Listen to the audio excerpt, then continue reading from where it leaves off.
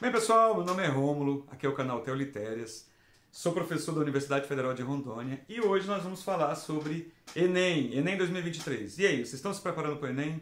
Então a gente tem um projeto de extensão, a gente sempre fala sobre o Enem e hoje eu trouxe uma dica da área da literatura.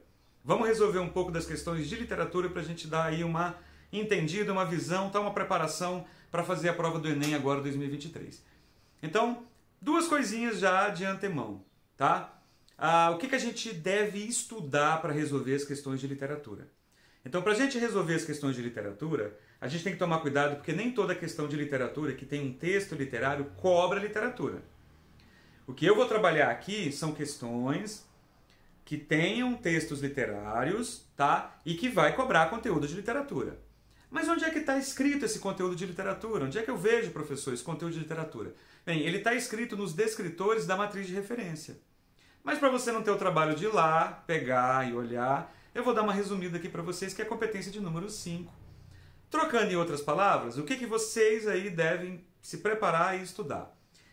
Primeira coisa, contextualizar o texto que foi colocado ali, o trecho literário ou o autor, a sua época. O que estava acontecendo, se tinha alguma revolução industrial, proclamação da República, abolicionismo, como era a sociedade da época. Então você vai fazer essa contextualização. Ele vai cobrar de você um conhecimento da obra, né, do trecho que ele for colocar ali, com o momento histórico que está acontecendo ali. Social, político, né? Fique atento com isso. Então é o contexto histórico, social e político que ele vai cobrar relacionado à obra. Se é romantismo, você sabe que no romantismo aí é a independência do Brasil, né, início da imprensa, né? Se é realismo, revolução industrial, né? As teorias científicas, então você fica atento, ok? Esse é o primeiro descritor, a primeira dica aí para você responder. A segunda dica muito importante do que você tem que estudar, o que cobra da literatura, é enquadrar o texto que você tem aí, o autor que você tem, com determinado características, como foi construída a obra. Se é romantismo, você tem que ter aí o seu gabarito mental, né, o seu enquadramento mental do que são as características do romantismo. É realismo, você tem que ter quais são as características do realismo. Então você tem que estar enquadrado. Então a gente vai agora resolver algumas questões que caíram no ano passado, na prova anterior. Pego sempre as questões da última prova para vocês ficarem atualizados. E ali vocês vão ver que cobraram esses dois momentos. Tá? Como que o texto literário é feito, com as características, né? E como que esse texto literário dialoga com o seu tempo. Então essas duas aí é primordial para você aí ficar atento. Ali, fazendo ali, vocês vão já ter uma visão melhor. Outra coisa, o que está caindo, professor? Fala para mim aí, quais são os autores que mais caem? Dá um bizu disso aí. Gente, cai sempre o básico, essencial. Aquilo que é estelar, né? Aquilo que é estelar, os popstars do Enem. Quais são os popstars do Enem? Primeiro popstar do Enem, sempre Machado de Assis. Machado de Assis está em todas as provas. Na prova do ano retrasado, caíram 3 questões do Machado, gente. Ele podia até pedir música aí do Fantástico. 3 questões do Machado. E na prova do ano passado, professor? Caiu a questão do Machado? Caiu, gente. Caiu a obra Esaú e Jacó, que eu tenho certeza aí que você conhece. Então, sempre cai uma questão do Machado de Assis. É quase que uma unanimidade. Fechou? Quem mais, professor? Sempre o Graciliano Ramos, tá? Mas tem um que é regular ali, ó. Ele tá batendo chamada presente nas provas. O próprio Chico Buarque. Então o Chico Buarque ele é legal porque o Chico Buarque ele vai buscar um pouco da música, da cultura popular. Então ele sempre está caindo. Caiu, professor, na última prova? Caiu. Caiu. E a gente vai olhar lá como que caiu, como é que a gente vai resolver, ok? Porque às vezes o texto literário cobra outras habilidades suas. Cobra suas habilidades de entender o que o texto quer, os objetivos do autor, né? Quer que você mostre que você conseguiu captar uma temática que o texto está trazendo. Então não é só a literatura ali nua e crua, tá bom? Então, vamos lá? Vamos fazer a análise desses textos?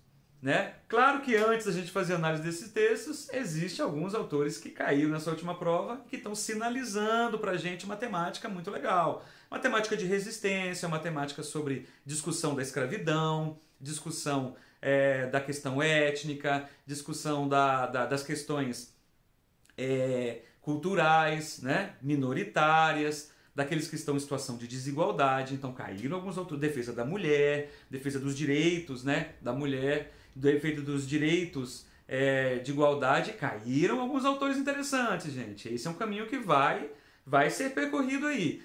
Quais são esses autores? Eu tenho que falar para vocês esses autores. Eu tenho que falar aqui, inclusive, no finalzinho do vídeo, lá no final do vídeo, eu vou fazer uma aposta que eu acho que esse autor vai cair nessa prova, tá? Olha aí, ó. Vai, segura aí que eu acho que eu vou falar para vocês. Caíram duas autoras muito, muito importantes que estão nessa temática da resistência, da cultura minoritária, daqueles que estão em situação de vulnerabilidade. Um é a Carolina Maria de Jesus, né? A Carolina Maria de Jesus, que escreveu o nosso tão aclamado e tão debatido agora Quarto de Despejo.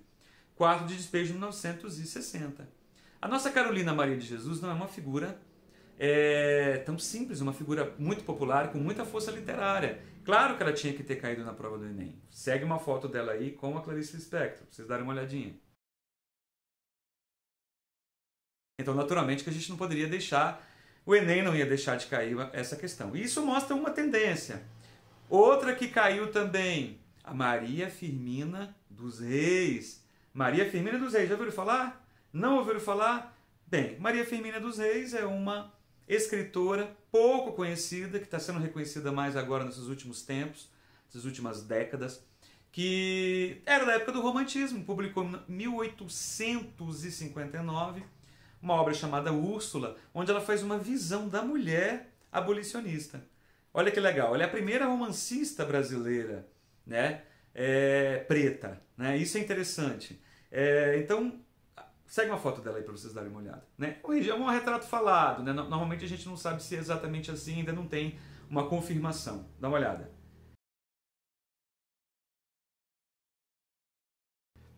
Então, gente, nós estamos falando de duas obras importantíssimas, tanto Úrsula quanto Quarto de Despejo, e duas mulheres importantíssimas que caiu, além de outras questões que abordam também questões de marginalização, questões de gueto, questões de favela, né? Questões de papel da mulher. Então, assim, esse é uma temática, uma tônica do Enem. E que a gente tem que fazer o quê? A gente tem que ir lá, resolver, dar uma olhada na questão. É isso? Bem, até agora a gente falou do que pode cair, dei umas dicas para vocês lá da competência 5, os descritores. Você já deve estar acompanhando e deve estar esperto com isso.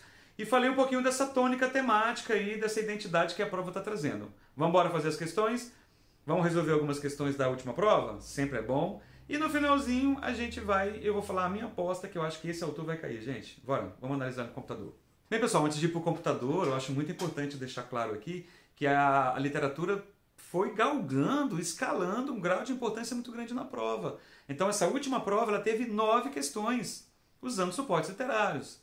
Então isso é muito, muito interessante. É uma pista para a gente estar aí correndo atrás e estar sempre antenado com os textos literários. Fechou? Bora resolver então. Agora sim. Bem, pessoal, e aí? Estamos aqui no computador, né? Bora. Primeira questão, questão 21. Última prova do Enem. E essa aqui, claro, vou começar, né, pela nossa maravilhosa Maria Firmina dos Reis, a nossa escritora recente, né? Assim, esses últimos tempos agora ela foi redescoberta, né? Com a sua obra Úrsula e outras obras. Então o que que o Enem cobrou? Vamos embora lá. Então ele pegou um trecho da Escrava, e aí vocês têm que ter uma memorização bem bacana, né? Ler com qualidade, ler com produtividade, não ler só por ler, porque está perdendo tempo precioso. Vamos lá, Escrava. Admira-me, disse uma senhora de sentimentos sinceramente abolicionistas. Faz-me até pasmar como se possa sentir e expressar sentimentos escravocratas no presente século, no século XIX. A moral religiosa e a moral cívica aí se erguem e falam bem alto, esmagando a hidra que envenena a família no mais sagrado santuário seu e desmoraliza e avilta a nação inteira. Levantai os olhos ao Gólgota ou percorrei-os em torno da sociedade e dizei-me: para que se deu o sacrifício o homem-deus, que ali exalou seu derradeiro alento? Ele está fazendo aqui uma referência pessoal, provavelmente a Jesus, tá? Ah, então não é verdade que seu sangue era o resgate do homem. É então uma mentira abominável ter esse sangue comprado a liberdade? E depois olhar a sociedade. Não vedes o abutre que a corrói constantemente? Não sentis a desmoralização que a enerva, o cancro que a destrói? Por qualquer modo que encaremos a escravidão, ela é e será sempre um grande mal. Dela a decadência do comércio, porque o comércio e a lavoura caminham de mãos dadas. E o escravo não pode fazer florescer a lavoura, porque o seu trabalho é forçado. Então, gente, ler o texto é um pouco complexo. Nesse primeiro parágrafo, a gente vê que tem elementos da família, elementos de como uma família hoje, né, pode acreditar em escravidão em pleno século XIX. É um texto contemporâneo à época do romantismo, né? E aí ele está falando que a moral religiosa e a moral cívica, como é possível uma família aceitar a escravidão? E aqui embaixo ele vai dizer, né, a religião, né, a religiosidade, como a gente pode falar de religião aceitando a escravidão. E aí ela vai e menciona aqui nesse último parágrafo a questão do comércio, da decadência do comércio. Se você tem trabalho escravo, você trabalha forçado, você não tem dinheiro, o escravo não ganha dinheiro para poder ir gastar no comércio.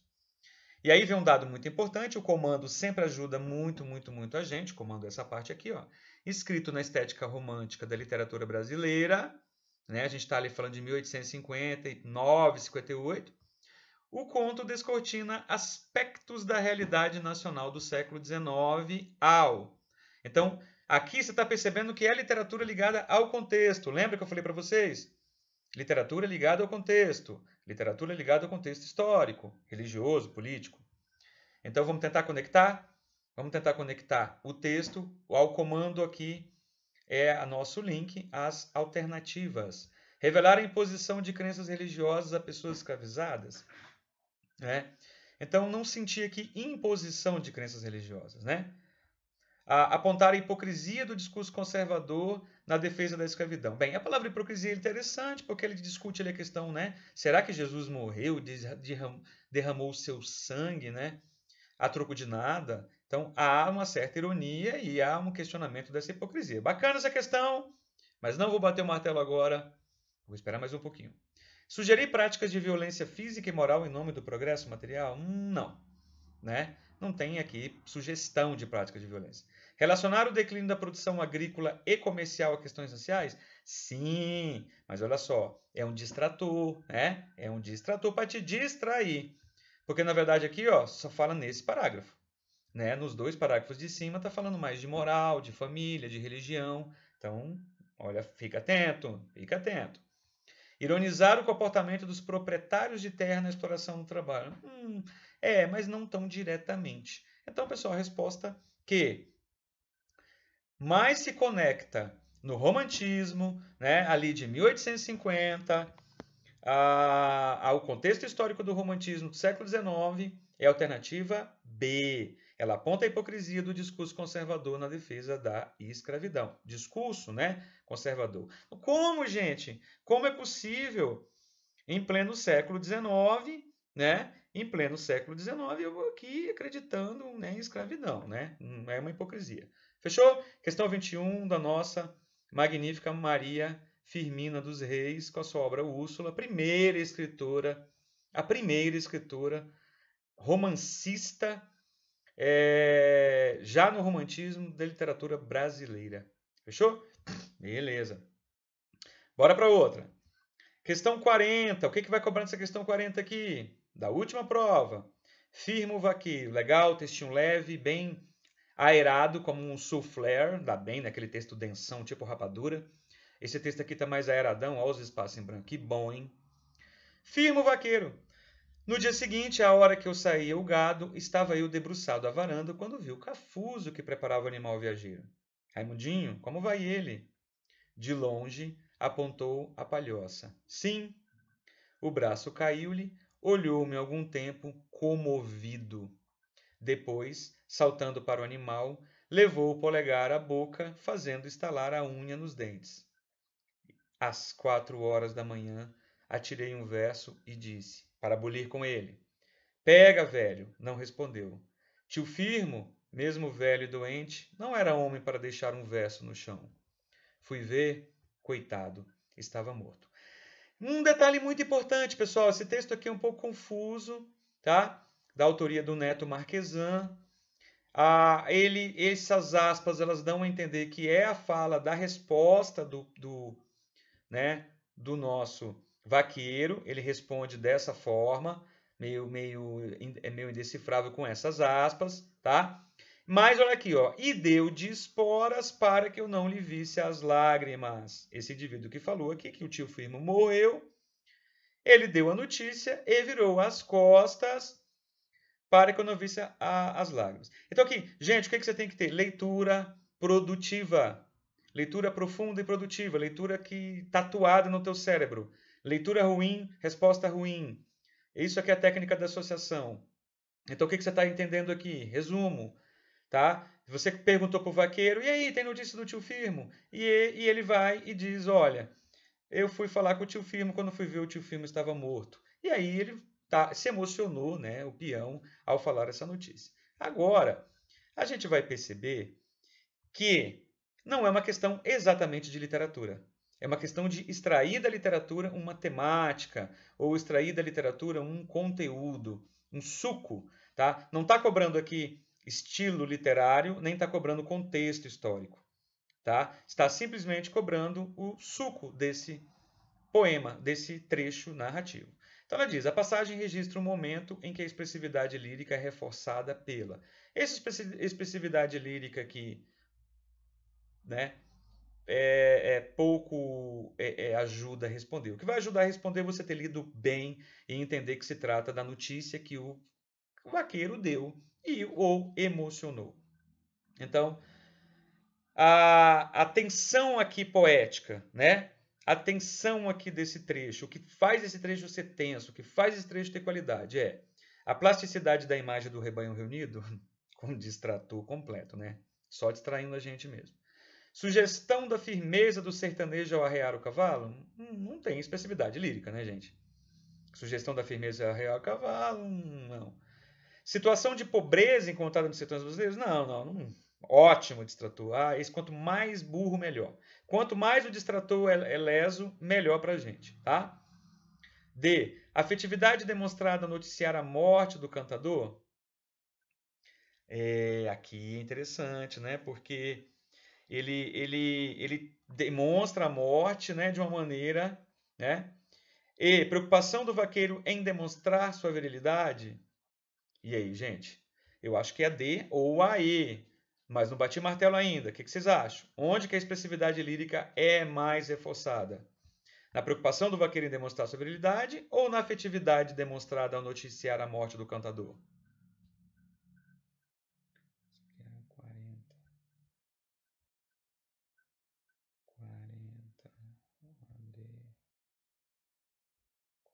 40D.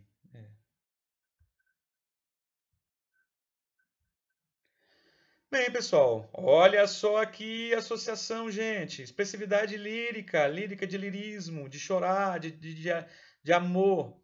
Ó, afetividade demonstrada no noticiar. A letra D. Fechou? Letra D. Marcado? Batendo o martelo, aqui está o gabarito. Vamos lá para a nossa Carolina. Carolina de Jesus. Olha aqui, passando aqui pelo Chico Buarque, gente. Olha aqui, essa do Chico Buarque é interessante, tá? Não, vamos ficar nessa do Chico aqui, ó. Vamos fazer a terceira questão? É capital, né, gente? Cada questão que a gente faz é importante. Então, o nome é assentamento, Chico Buarque de Holanda. Ele diz, zanza daqui, zanza pra colar, fim de feira, periferia fora. A cidade não mora mais em mim. Francisco Serafim, vamos embora. Ver o capim, ver o baobá. Vamos ver a Campina quando flora, a Piracema, rios contra vinho. Legal que ele está fazendo um discurso também um pouco indireto, né? Um pouco mais objetivo, né? Binho, Bel, Bia, Kim, vamos embora. Quando eu morrer, cansado de guerra, morro de bem. Com a minha terra, cana, caqui, inhame, abóbora, onde só vento se semeava outrora. Amplidão, nação, sertão sem fim. Ó Manuel, Minguilim, fazendo uma referência aqui, pessoal, a Guimarães Rosa, sempre. Vamos embora.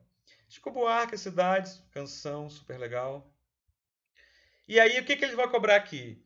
não vai cobrar exatamente a literatura. Ele vai usar a literatura, vai explorar a nossa amada literatura e vai cobrar função poética da linguagem, funções da linguagem, que sim, ainda continua caindo. A gente sabe que se tem coisa certa nesse mundo, é que vai cair uma questão de funções da linguagem na prova do Enem. E caiu aqui em literatura, suporte literário. E ele não quer saber da função poética, ele quer saber da função emotiva. E a dica que eu dou é que a função emotiva ela acontece quando o narrador ou o eu lírico da trama comenta um pouquinho sobre ele, sai um pouquinho ali e fala um pouquinho dele. Então, olha aqui. Vamos achar aqui a alternativa, né, o gabarito, que trata desse pequeno dado de dizer um pouquinho dele. Né? O que é a função emotiva? É quando está focado em quem? No emissor, né? Está focado na pessoa que fala, usando estratégias, chorando e tudo mais. Né? O que é a função emotiva? Quando aquele teu amigo está reclamando, está pedindo dinheiro, fala, oh meu Deus do céu, estou precisando, né? Ele está usando a função emotiva. Então vamos lá. Alternativa A, zanza para colar? Não. Fim de feira, periferia, afora? Não. Tá olhando para os outros, tá de diferente, igual o Manuel Bandeira, né? O enterro passou e todo mundo estava muito absorto na vida. C, a cidade não mora mais em mim. Olha esse mim aqui, emotiva, a minha, a cidade não mora mais em mim, é aqui, ó. A C, pessoal, tá? Aqui não poderia ser, né? Aí, no impossível, Manuel Manguelin. É a letra C. Chico Buarque caindo, cobrando função poética da linguagem. Que bacana. Mas eu quero levar vocês até a nossa Carolina. Aqui, Clarice Lispector, gente. Clarice Lispector. E essa da Clarice é braba. Essa questão aqui é braba, essa questão 35 da última prova. Por quê? Porque ela vai abordar a questão da crônica. Né? Ela usa o pano de fundo aqui, o texto trabalha, tá? Mas no fundo, ó, Clarice Lispector, no fundo ela vai discutir com você o gênero crônica, tá? Então é uma discussão literária do ponto de vista da estrutura do texto. Lá primeiro ano, gêneros, lá no primeiro ano, tipologias textuais, material do primeiro ano, vamos resgatar. Então aqui ele o comando no texto, ao refletir sobre a atividade de cronista, a autora questiona características do gênero crônico como. Então é uma questão que se volta sobre o gênero crônica, ela não é uma questão difícil, tá? Mas eu acho que ela é uma questão estrutural da literatura, típica da literatura. Legal, mas eu não vou responder ela, porque eu quero ir lá para aqui. Chegamos, gente. Essa questão querida, Carolina Maria de Jesus, Quarto de Despejo, escrito em 1960, uma história belíssima. Vamos lá, super legal. Questão 42, última prova. Vamos lá. Leitura produtiva, pessoal, leitura de fixação, leitura tatuada no cérebro, isso é importante. Fui na delegacia e falei com o tenente. Que homem amável. Se eu soubesse que ele era tão amável, eu teria ido à delegacia na primeira intimação. O tenente interessou-se pela educação dos meus filhos. Disse-me que a favela é um ambiente propenso, que as pessoas têm mais possibilidade de delinquir do que tornar-se útil à pátria e ao país. Pensei, se ele sabe disto, por que não faz um relatório e envia para os políticos? O senhor Jânio Quadros, Kubitschek e o Dr. Ademar de Barros. Agora, falar para mim, que sou uma pobre lixeira, não posso resolver nem as minhas dificuldades. O Brasil precisa ser dirigido por uma pessoa que já passou fome. A fome também é professora. Quem passa fome aprende a pensar no próximo e nas crianças. Lindo trecho da nossa maravilhosa Carolina Maria de Jesus, que eu postei a foto aí dela com a Clarice Lispector, Quarto de Despejo. Obra importantíssima já. A partir da intimação recebida pelo filho de 9 anos, a autora faz uma reflexão que transparece a... Então, gente, aqui é aquela típico suco de literatura, né? Eu não quero saber o contexto, eu não quero saber as características. Eu não quero saber o contexto, eu não quero saber as características, eu quero saber o suco. Então, vamos achar o suco? Alternativa A, lição de vida comunicada pelo tenente. Não vai ser isso aqui, ela não vai, né, ceder de graça aqui. Falar, é isso, né? Predisposição materna para se emocionar. Bom, bem distrator, né? Distrator bem leso. Atividade política marcante da comunidade. Não. Resposta irônica ante o discurso da autoridade. Total, né, gente? Resposta irônica. Ué, o que eu tenho a ver? Eu sou uma simples lixeira, eu tenho que resolver questões, né, políticas, né? Quer dizer, se a pessoa sabe disso, por que não vai lá e não resolve, né? Então, perfeitamente a alternativa de letra D, o nosso gabarito. Bate o martelo logo aí, fecha, já vai para os 900 pontos na prova do Enem. Maravilhoso. Vamos lá, mais uma questão. A gente já está aqui na questão 4, 5. Vamos resolver pelo menos 70% dessas questões do Enem. Foram 9 questões. Vamos resolver 6 aqui. Vamos resolver 6, tá? Já resolvemos 4. Vamos para a quinta questão. Olha aqui, gente. Questão 43. Né? Leitura produtiva, leitura tatuada no cérebro. Tá? Aqui ele conta a Wanda. Né, o contexto aqui desse livro é muito legal você saber, porque, por exemplo, quando você pega aqui o contexto, você vai entender que o narrador está falando um pouco da empregada que trabalha na casa dele. Então ele fala que a Wanda, ela veio do interior, ela não tinha dinheiro, a mãe não tinha dinheiro e deu, ela passou com 7 anos, aí ela foi entregue para uma pessoa que disse, ó, o que você gosta de comer? Isso, isso, isso, beleza, não vai ter nada disso na tua vida. Você imagina. Aí depois ela trabalhou lá até os 15. Aí ela recebeu uma carta de uma prima, né? E saiu de casa, foi para São Paulo, né? E aí ela vai dizer que toda a vida que a irmã, ela e a irmã importunava, né? O narrador aqui tá registrando isso, né? Ele está registrando, aqui está no comando, ó, pela ótica do narrador, não é a ótica da Wanda. Né? Provavelmente a empregada, e a empregada contou essa história para ele e ficou marcado na cabeça dele. Então, toda a vida que esse narrador, mais a irmãzinha mimada, né? Enchia o saco da Wanda, que é a empregada dessa história, ela fazia apertar o seu nariz quebrado por uma das filhas da patroa, com um rolo de amassapão, e nos expulsava da cozinha. Sai pra lá, peste, e me deixa acabar essa janta.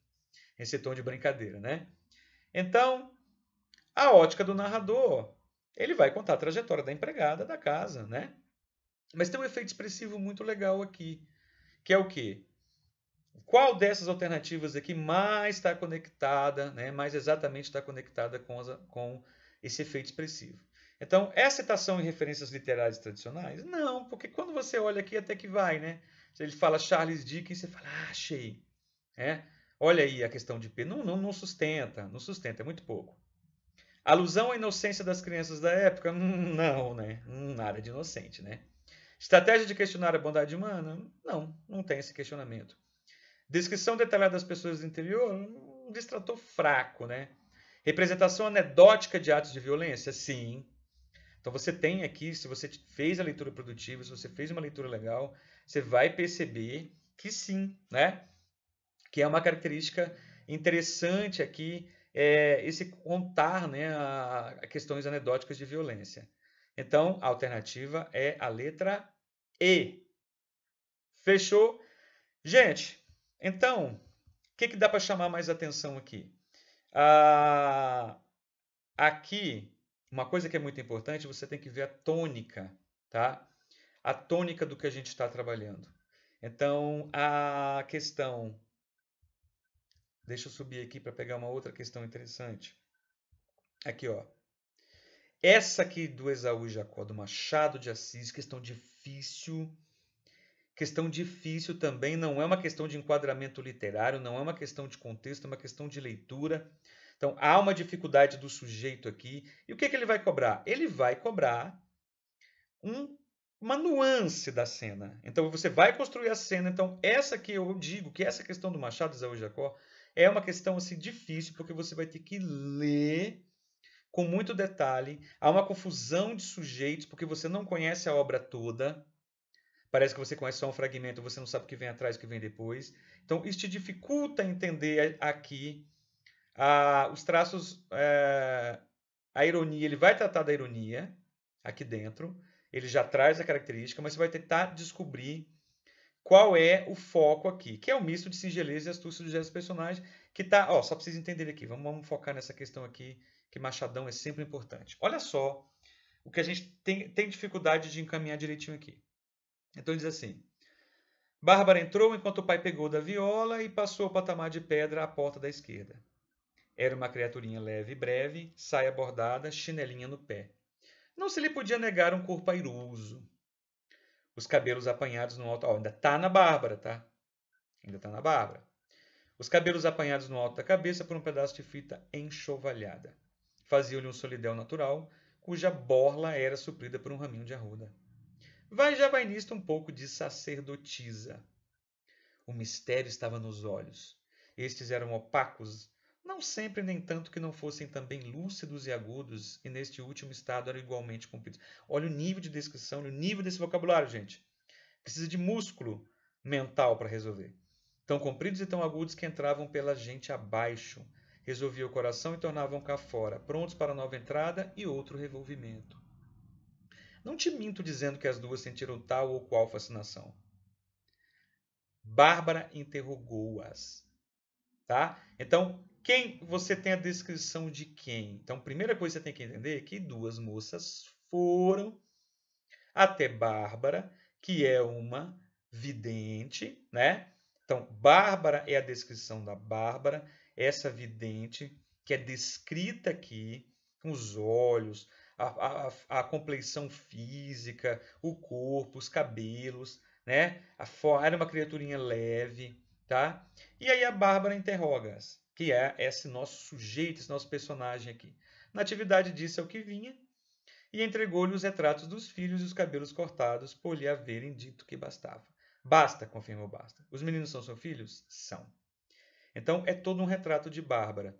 Agora, no relato da visita das duas mulheres, que não são dito nada sobre elas, né? Há uma vidente, que é a nossa Bárbara, amor. Existe uma ironia, que é um dos traços mais representativos da narrativa marciana. Então, a ironia na descrição de Bárbara está onde? No modo de vestir da Bárbara, no senso prático em relação às oportunidades de renda, no mistério que cerca as clientes, no misto de singeleza e astúcia dos gestos da personagem, ou no interesse do narrador para as figuras femininas? No misto de singeleza e astúcia dos gestos das personagens. Então, a Bárbara, ela vai da singeleza à astúcia, à inteligência. Essa ambiguidade é que vai fornecer a nossa métrica da ironia. Fechou? Pessoal, para não ficar muito longo, acho que tá bom. Algumas questões resolvidas aqui. Resolvemos do Chico Buarque, tá? Resolvemos do regionalismo, resolvemos as duas grandes escritoras, demos uma olhada. A gente sabe que as questões de literatura são importantes, ok? Então tá, vamos agora, né, gente? Deixa eu falar para vocês qual é aí a minha aposta. Vambora falar da aposta? Bem, pessoal, viram aí? Resolução de algumas questões? É isso aí. Toda questão vale a pena, pessoal. Toda questão, olha, faz uma diferença muito grande, tá? A gente trabalha aí com milésimos e uma questão vale tudo. Bem, agora eu vou falar um pouquinho da minha aposta, né? Vocês que aguardaram aí até o final só para saber qual autor que vai cair, eu acho que vai cair esse autor aí, tá? Itamar Vieira Júnior, do Torturado. O que vocês acham? Tô com uma impressão que Torturado vai cair na prova do Enem agora, hein? Olha aí, ó, segue a dica. O que vocês acham? Fechou? Bem, vamos encerrar o vídeo aqui.